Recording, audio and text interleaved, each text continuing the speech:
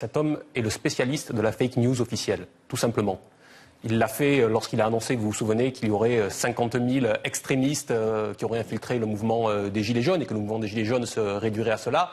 Et il le fait contre toute attente, toute vérité, puisque c'est un mot qu'il aime à employer, contre toute vérité, contre toutes les images, contre tout le vécu que nous avons depuis 17 semaines maintenant, où pas une Française et pas un Français ne peut douter du fait qu'il y a eu une répression extrêmement féroce de la part de ce gouvernement qui visait à créer un climat politique pour que M. Macron et les siens puissent apparaître comme le parti de l'ordre.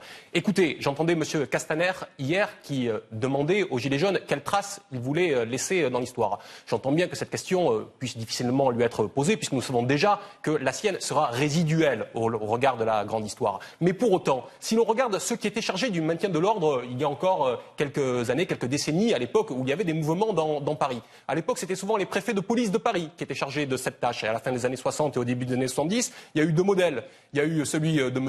Papon en tant que préfet de police, et puis ensuite celui de M. Grimaud, qui est celui qui disait à l'époque que frapper un homme à terre, c'est se frapper soi-même. Autrement, il dit qu'il y avait une bascule de doctrine dans le rapport à la sécurité. Eh bien, entre les deux, M.